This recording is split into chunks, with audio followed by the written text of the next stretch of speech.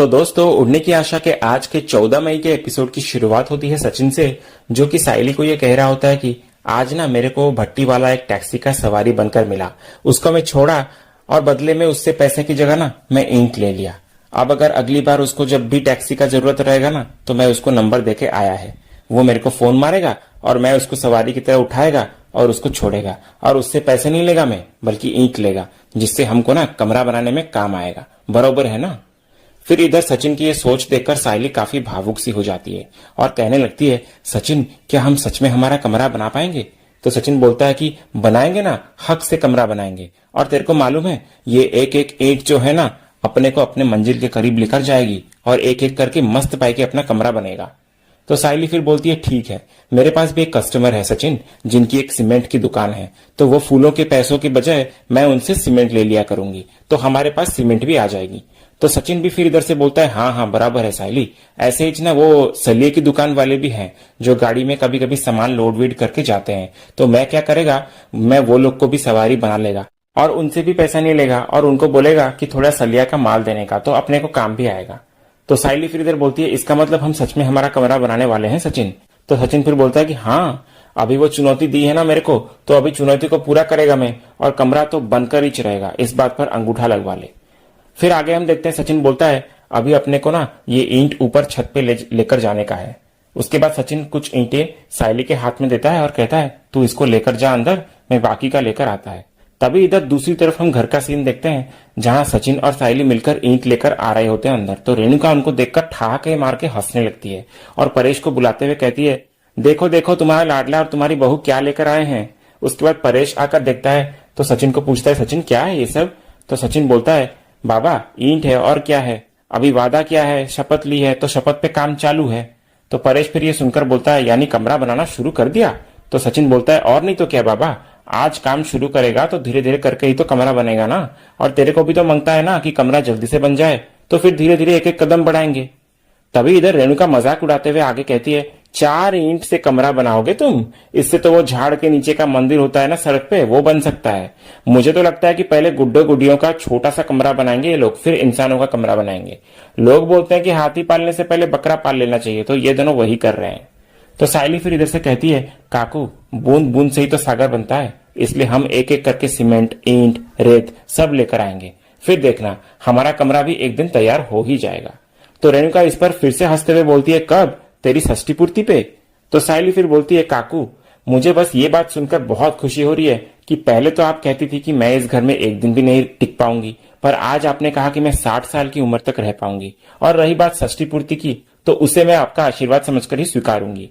तो रेणुका फिर बोलती है कि अच्छा, तो उसे आशीर्वाद समझ रही है, तो ठीक है, फिर भी मेरा यह कहना है कि तेरा पूरा जीवन व्यर्थ जाएगा, पर एक कमरा नहीं बना पाएगी तू। ऐसे एक एक ईंट, पत्थर, सीमेंट जोड़ेगी ना, तो तुझसे पहले वो कोयल घोंसला बना लेगी, आई बड़ी कमरा बनाने वाली।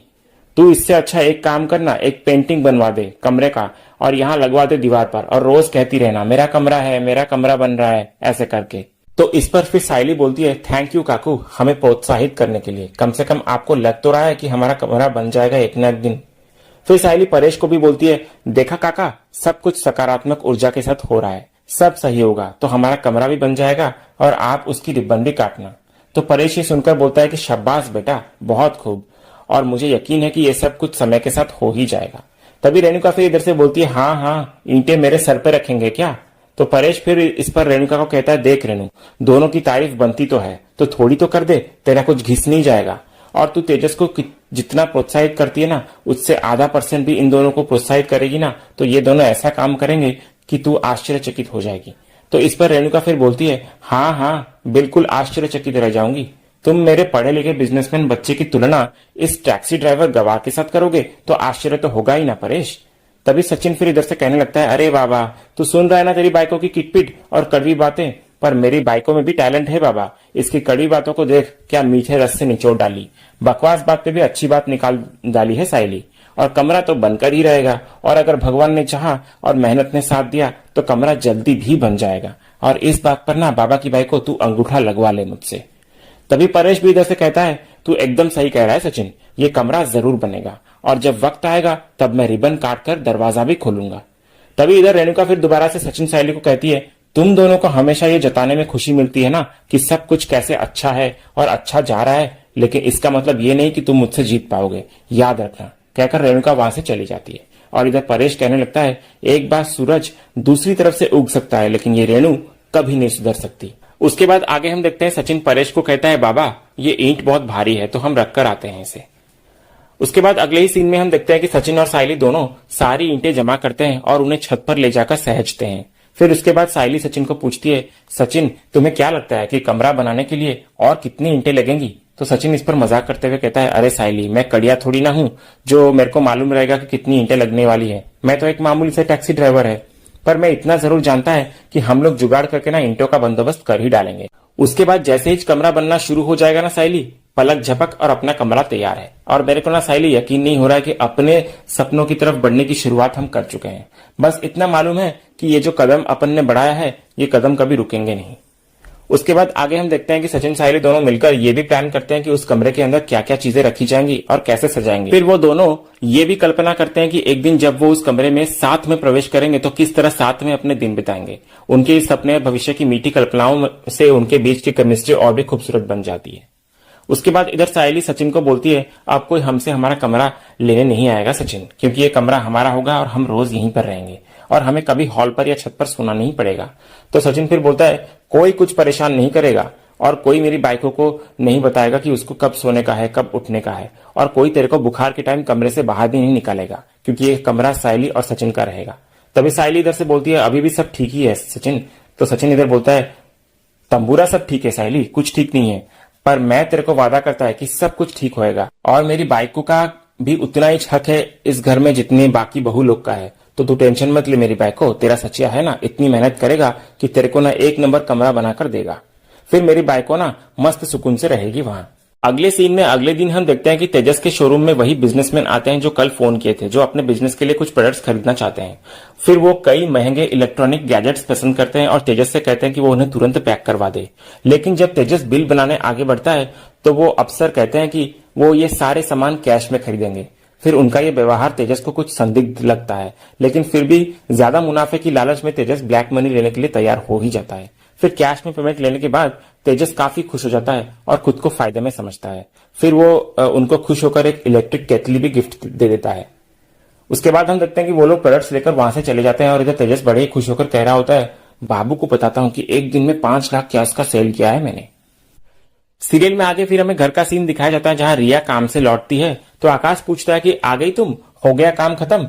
तो रिया इधर से कहती है, मत पूछो आकाश, 4 बैक टू बैक डबिंग थे तो खड़े खड़े ना मेरे पैर दर्द करने लगे हैं यार, I am feeling so exhausted. फिर रिया आ गए आकाश को कहती है, तुम एक काम करो ना आकाश, मेरे पैर थोड़े दबा दो ना। तो आकाश फिर इधर से चुपचाप से रिया के पैर दबाने ही वाला होता है कि वो अचानक से कहता है, मैं दरवाजा बंद करके आता हूँ, खुला है ना, कोई आ जाएगा तो देख लेगा। तो रिया फिर बोलती है, आ जाएगा तो आ जाए ना, तुम खुद के सगी वाइफ के पैर दबा रहे हो, पड़ोसी की वाइफ के नहीं। Okay, it's not a big deal, come on, दबाओ पैर। तभी दूसरी तरफ से इधर हम रेणुका को देखते हैं जो कि रिया के कमरे से गुजर रही होती है और ये नजारा देख लेती है जहां आकाश रिया के पैर दबा रहा होता है, और ये देखकर रेणुका काफी नाराज सी हो जाती है। और इधर हम रिया को दूसरी तरफ देखते हैं जहां वो आकाश को कह रही होती है कि वाह आकाश, मुझे तो ऐसा लगता था कि तुम बस कुकिंग अच्छी करते हो, पर तुम तो मसाज देने में भी एक्सपर्ट हो। फिर रिया आगे बोलती है कि आकाश, मैं क्या सोच रही हूँ कि बहुत दिनों से ना मेरा नेल पेंट लगाना भी पेंडिंग है, तो लगा दो ना प्लीज। तो आकाश बोलता है, रिया मुझे नेल पेंट लगाना तो नहीं आता है। तो रिया फिर बोलती है, अरे इट्स वेरी सिंपल, जैसे तुम एक ब्रेड के स्लाइस पर जैम या बटर लगाते हो ना, तो it's as simple as that, तो तुम एक बार ट्राई तो करो, आई एम श्योर तुम लगा लोगे। तो आकाश फिर बोलता है, ठीक है दो, मैं ट्राई करूंगा, पर अगर अच्छा नहीं हुआ तो डांटना मत, कहकर फिर आकाश रिया के पैरों पे नेल पेंट लगाने लग जाता है। तभी इधर रेणुका से और सहन नहीं होता तो वो अंदर आ जाती है और बोलती है, आकाश ये क्या कर रहे हो तुम? और तभी आकाश इधर रेणुका को देखकर रिया के पैर को हटा देता है, लेकिन रिया है कि रेणुका की बातों से उसे कोई फर्क नहीं पड़ता। तो वो रेणुका को बोलती है, आंटी एक्चुअली आज ना बहुत सारा डबिंग का काम था, तो खड़े खड़े ना पैर दर्द हो गए मेरे, तो मैंने बस आकाश को ये कहा कि मेरे पैर दबा दे। तो रेणुका इधर बोलती है, अरे बेटा रोशनी को बोल देती ना। तो रिया फिर बोलती है, अरे आंटी मैं रोशनी से कह तो देती, पर रोशनी घर पर थी नहीं ना, इसलिए मैं आकाश को बोली कि मुझे मसाज दे दो। और आंटी देखो ना, मैंने उसे कहा था कि नेल पेंट लगाने के लिए भी, तो कितने अच्छे से लगाया है, देखो ना आंटी उसने। फिर रेणुका इधर बोलती है, पर बेटा ये तो खुद से भी तो कर सकती है ना। तो रिया फिर बोलती है, आंटी अगर आपका हस्बैंड ये सब काम कर रहा हो ना तो फीलिंग अलग ही आती है। तभी रेणुका इधर बोलती है, तो अपने हाथों पे लगाने के लिए कह देती ना नेल पेंट, पैरों पे क्यों बोला? तो रिया इधर बोलती है आंटी नेल्स तो नेल्स होते हैं, हाथ के हो या पैर के हो, क्या फर्क पड़ता है। तो रेणुका इधर बड़े ही गुस्से में आकाश को फिर पूछती है आकाश ये सब क्या है। तो आकाश इधर बोलता है आई वो मैं बस रिया की हेल्प कर रहा था, हेल्प चाहिए थी उसे तो मैं कैसे मना कर सकता था।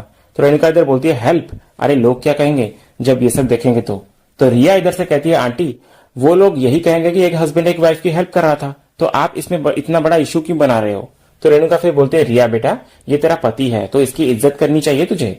तो रिया इस पर कहती है आंटी आई नो कि हम दोनों हस्बैंड वाइफ हैं और हम दोनों एक दूसरे की रेस्पेक्ट भी करते हैं, पर इसका मतलब ये नहीं कि हम दोनों एक दूसरे के लिए प्यार से कुछ कर भी नहीं सकते। तो रेणुका फिर आगे कहती है तो क्या पैरों का मसाज करना प्यार होता है। तो रिया बोलती है आंटी आप नहीं समझोगे। फिर रिया एक नेल पेंट लाकर रेणुका को देते हुए कहती है ये लो आंटी, अंकल को दे दो और अंकल को बोलो कि वो आप पर लगाएं, आई एम श्योर आपको अच्छा लगेगा। फिर रेणुका ये देखकर और भी गुस्सा हो जाती है, पर वो रिया को कुछ कह नहीं पाती और वहां से वो चुपचाप चली जाती है। और इधर आकाश रिया को कहता है रिया ये क्या कर रही थी तुम, आई से इस तरह से क्यों बात कर रही थी, वो तुम्हारी बेस्ट फ्रेंड थोड़ी ना है। तो रिया बोलती है आकाश मैं तो अपनी मॉम से भी इसी तरह से ही बात करती हूँ, एनीवे मैं तो आंटी से इसलिए कह रही थी कि अगर वो ऐसा कुछ एक्सपीरियंस करती ना तब उन्हें समझ आता। दूसरे सीन में इधर हम देखते हैं कि गुस्से में भरी रेणुका अपने कमरे में आती है और कहने लगती है इस घर में क्या हो रहा है ना मुझे कुछ समझ में नहीं आ रहा है। तो परेश इधर पूछता है अब क्या हो गया रेणु।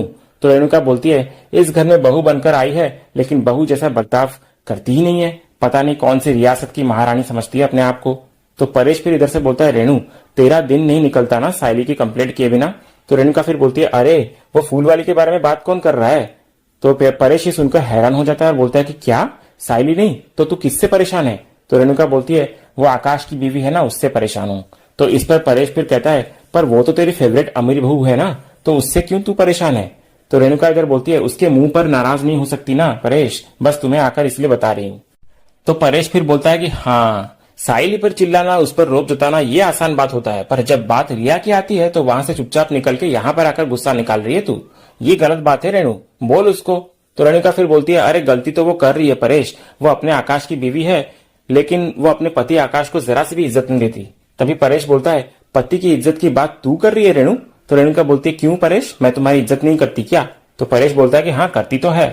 फिर रेणुका आगे परेश को बोलती है जाओ जाकर देखो आकाश के कमरे में रिया ऐसे पैर आकाश के ऊपर रखकर बैठी हुई है और वो गधे की औलाद उसको मसाज किया जा रहा है।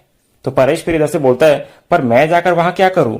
तो रेणुका बोलती है जाकर बताओ उनको कि ऐसा करना कुछ ठीक नहीं है। तो परेश फिर बोलता है वो दोनों अपने कमरे में कुछ भी करें तो तू क्यों परेशान हो रही है।